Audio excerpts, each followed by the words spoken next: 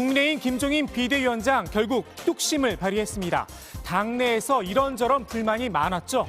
이명박, 박근혜 두 전직 대통령에 대한 대국민 사과 오늘 단행했습니다. 존경하는 국민 여러분, 2016년 12월 9일 박근혜 전 대통령에 대한 탄핵 소추안이 국회에서 가결됐습니다. 그로부터 4년이 지난 지금 대한민국의 전직 대통령 2명이 동시에 구속 상태에 있습니다.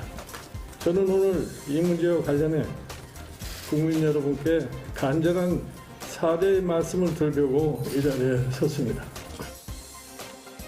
반성, 참회, 성찰, 참담, 사죄, 용서. 김 비대위원장이 오늘 사용한 단어들입니다. 국민들 앞에 한껏 고개를 숙인 겁니다. 정경유착, 국정농단. 국민의힘 입장에선 피하고 싶은 용어들도 그대로 사용했습니다. 두 전직 대통령의 가오에는 정경유착의 어두운 그림자가 짙게 깔려 있습니다. 특정한 기업과 결탁하여 부당한 이익을 취하거나 경영승계 과정에 편의를 봐준 혐의 등이 있습니다.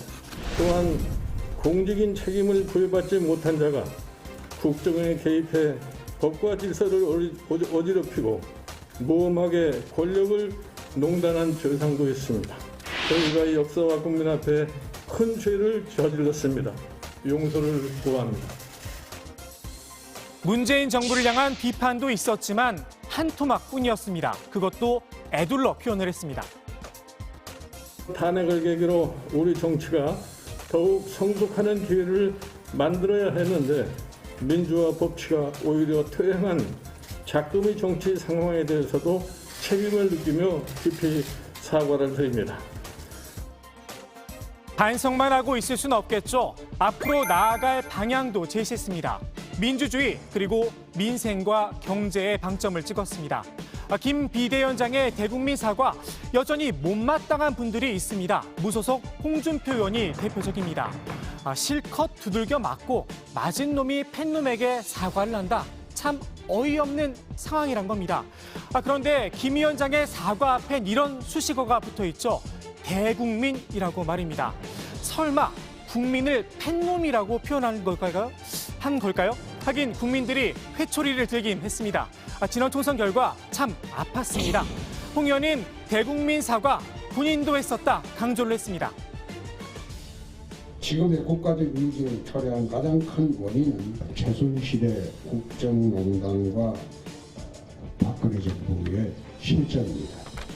우리 자유한국당은 이에 대한 무한한 책임을 느끼며 국민 여러분께 다시 한번 깊이 사과드립니다. 그런데 사과의 핵심은 받는 사람의 마음입니다. 횟수가 중요한 게 아니란 겁니다. 탄핵 이후에 박근혜 정부의 잘못, 또 그 이후에 이제 수사 과정에 수고진 이명박 정권의 어떤 잘못, 이런 부분에 대해서 저는 국민들께서 요구하신다면, 또 국민들 마음을 얻기 위해서라면 뭐 한 번이 아니라 저는 10번, 20번이라도 할 수 있다고 생각합니다.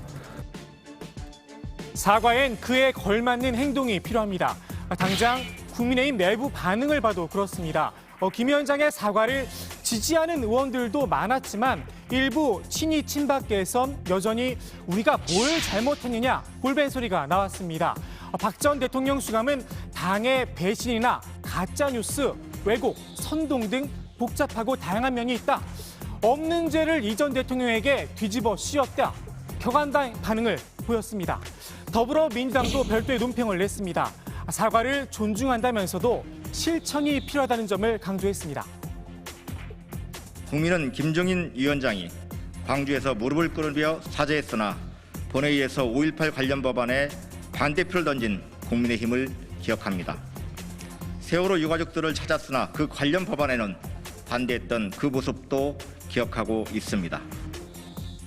민주당 일부에선 김 위원장의 사과 자격을 문제 삼기도 했습니다. 띠내기 비대위원장이다.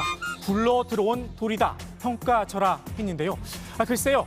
굴러온 돌 때문에 당에 못 들어오는 박혔던 돌을 생각하면 이렇게 박학의 평가리인가 이렇게 싶기도 합니다.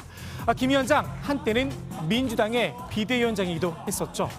사죄에 걸맞는 행동, 민주당의 이 지적은 곱씹어볼 만합니다.